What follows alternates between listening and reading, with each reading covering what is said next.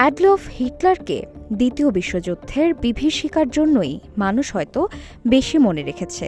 হিটলারের নামটি ফ্যাসিবাদী রাজনীতির আইকন হয়ে উঠেছিল। দ্বিতীয় বিশ্বযুদ্ধের বহুদিন পর আবার হঠাৎ করে হিটলারের নাম উচ্চারিত হচ্ছে। অনেকে বলছে পুনরায় হিটলারের প্রত্যাবর্তন ঘটেছে। সম্প্রতি নামিবিয়ার স্থানীয় নির্বাচনে বিপুল ভোটে জয়ী হয়েছেন অ্যাডলফ হিটলার। তবে 40-এর দশকের সেই হিটলারের সঙ্গে নামের মিল থাকলেও এই হিটলার কিন্তু আপাতমস্তক গান্ধীবাদী। তার পুরো নাম অ্যাডলফ হিটলার উনুনা। টানা 5 বার নির্বাচন জয়ের পর গোটা বিশ্বের নজর কেড়ে নিয়েছেন এই নেতা। 59 বছর বয়সী উনুনা South West Africa People's Organisation পার্টির সদস্য। নামিবিয়ার উত্তরাঞ্চলীয় ওশানা অঞ্চলের ওমপুন্ডোজা কেন্দ্র থেকে এবারও নির্বাচিত হয়েছেন তিনি। 2004 সাল থেকে এই কেন্দ্রে জিতে আসছেন উনুনা। তবে এই নির্বাচন জয়ের চেয়েও বিশ্বের সংবাদ মাধ্যমের শিরোনামে উঠে আসার নেপথ্যে রয়েছে জার্মানির একদা চ্যান্সেলর তথা বিশ্বত্রাস অ্যাডলফ হিটলারের সঙ্গে তার অদ্ভুত নামের মিল। তবে উনুনার স্পষ্ট দাবি, ওই ঐতিহাসিক নেতার সঙ্গে তার কোনো যোগ নেই।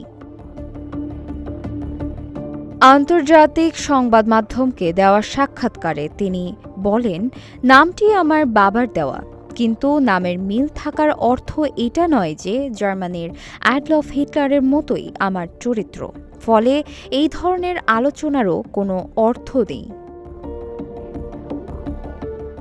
2020 সালে এক জার্মান সংবাদপত্রকে দেওয়া সাক্ষাৎকারে উনুনা বলেন, আমার বাবা সম্ভবত বুঝতে পারেননি অ্যাডলফ হিটলার কিসের পক্ষে ছিলেন।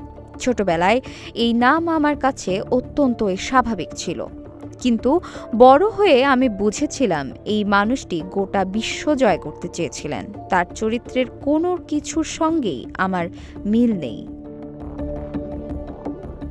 উনুনার স্ত্রী তাকে অ্যাডলফ বলেই ডাকেন। জনসম্মুখে তিনি সাধারণত তার নামের সঙ্গে থাকা হিটলার অংশটি বাদ দেন। নাম বিড়ম্বনা প্রসঙ্গে উনুনা বলেন, নাম পরিবর্তন করার কোনো পরিকল্পনা আমার নেই। আমার সমস্ত সরকারি নথিতে এই নাম রয়েছে। নাম বদল করার জন্য এখন অনেকটা দেরি হয়ে গেছে।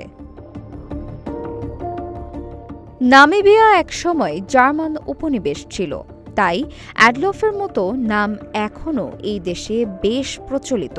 2020 সালে উনুনার এলাকা ওশানায় একটি গাড়িতে অ্যাডলফ হিটলার নাম এবং পিছনের জানালায় নাৎসির স্বস্তিকা চিহ্ন দেখা যায়। তবে ওই নেতা দাবি করেন যে এর সঙ্গে তার কোনো সম্পর্ক নেই। নুসরাত জাহান, ঢাকা প্রকাশ।